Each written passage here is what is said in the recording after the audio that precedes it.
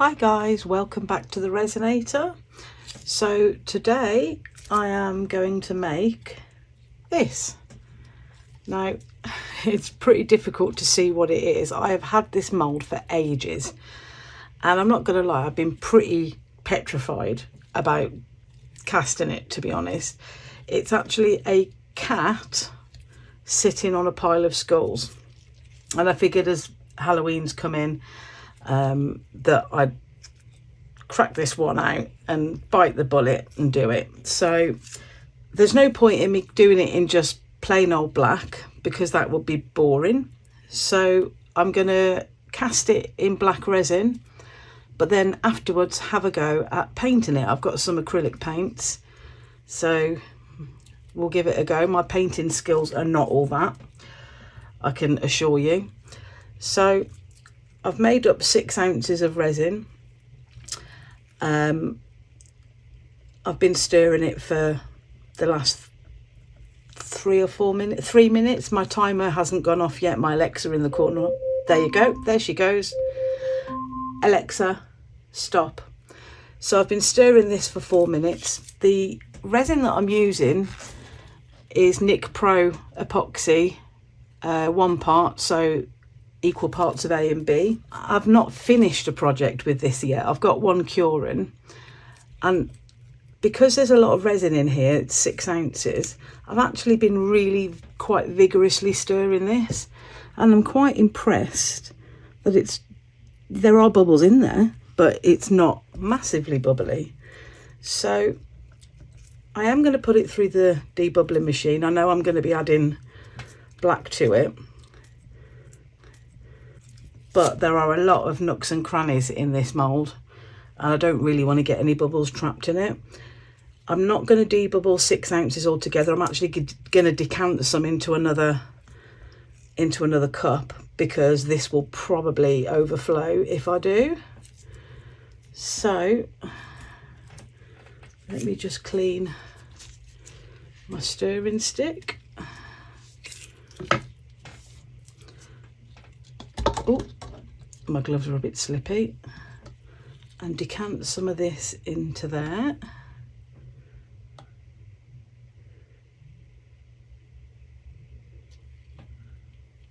Oh, oh dear. Hopefully that's not going to make a lot of difference because I don't know how much this mould is going to take. So I'm going to debubble both of these, and then I will come back when I want to add my colour. So this is ready now. I'm just gonna pop a little bit of resin dye paste in. It's black and it's the Decoron brand.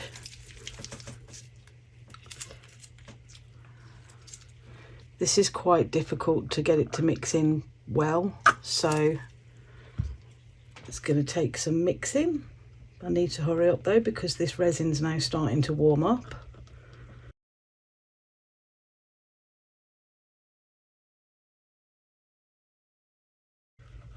As you can see by my stick, it's still quite streaky and lumpy. So I'm just going to keep going until that's clear. Well, you know what I mean. No longer lumpy and streaky. And then we'll get on with the pour.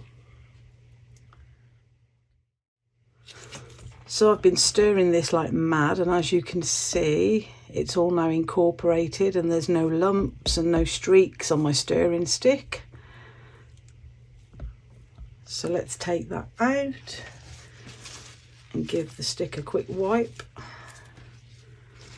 preferably without getting it everywhere, which I'm having a really messy day today. I'm like the opposite to King Midas.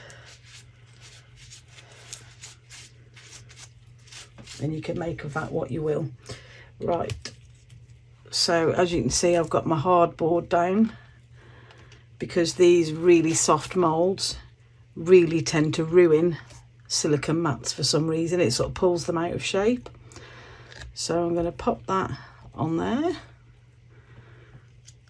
and start pouring. I don't know if I've got enough.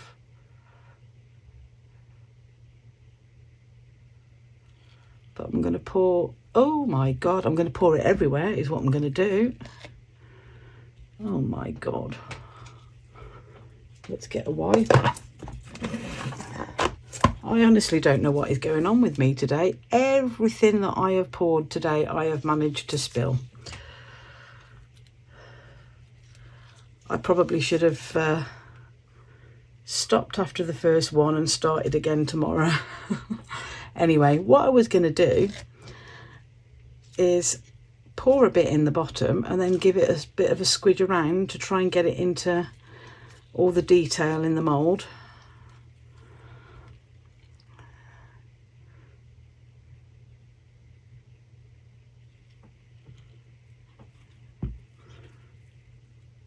Especially when we get to the top bit here, which is the pile of skulls that the cat is sitting on. There's a lot of detail in those.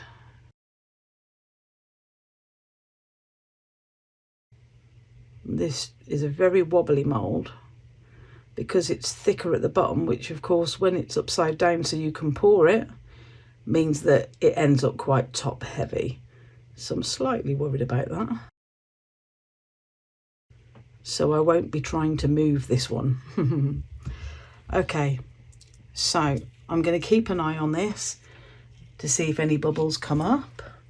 Let's just squidge down there. I'll catch any bubbles that come up with my long net lighter.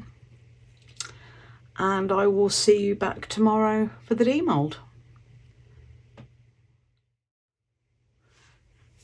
So it's the next day and this is cured now. I've already started it off a little bit. I've got it on this paper towel because these sticky moulds really stick to my silicone mats and pull them out of shape. So let's demold it and see what we've got. These soft squishy moulds are nice and easy to demold, so she says.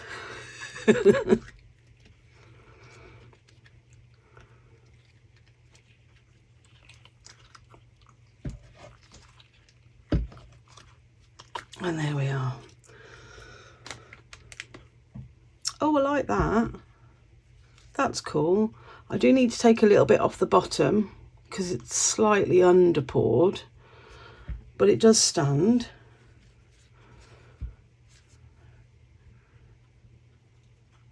It shouldn't be too difficult to paint. Well, apart from the fact that my painting skills aren't all that. But yeah, I'm actually pleased with how he's come out. So let's see how well I can ruin it by putting paint on it. So here's my little cat. He's all ready to paint. Yeah, I'm not sure how well I'm going to be able to do this, but I'm going to give it a go. So to start with, I'm going to give the skulls and the roses a base coat. So I have bought like a bony colour. I'm not sure what this colour is actually called, but it's like a very light beigey bony colour. So I thought I'd give the skulls a base coat of that. And then I've got a set of acrylic paints, which I have had for years. None of them were open. I don't even remember where I bought them. I've had them that long.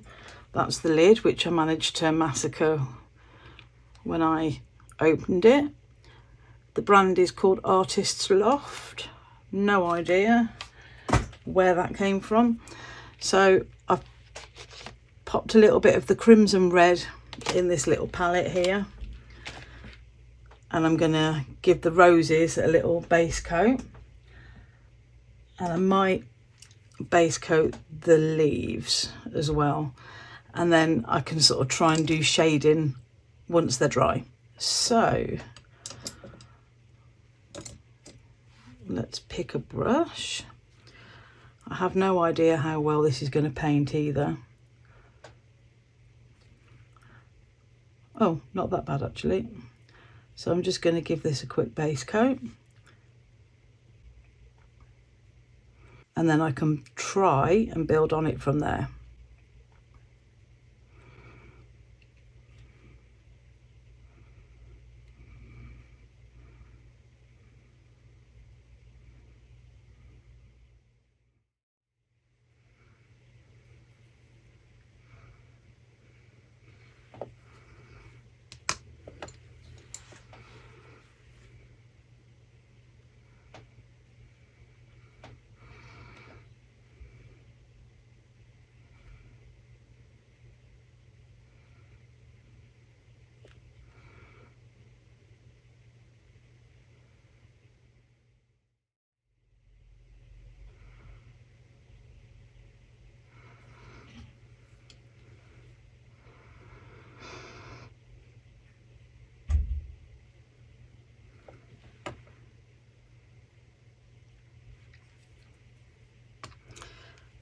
So I think I'm going to stop there.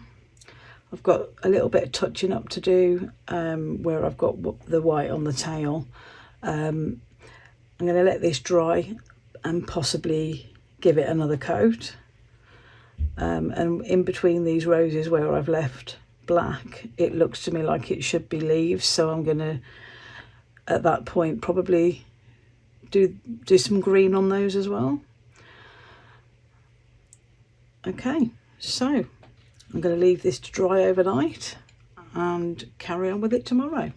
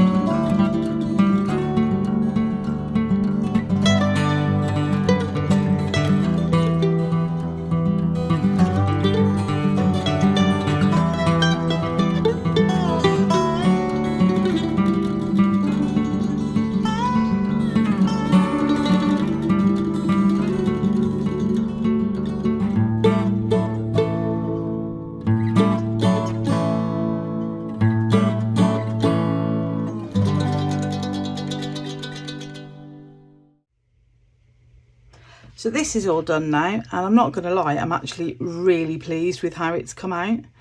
I think I probably need to pop a little bit of clear spray varnish on it. And I'm not entirely happy with the colour that I've done the shadow inside the eye sockets on the skulls. But for a first attempt at painting anything, I'm really pleased with it. I'll bring it up.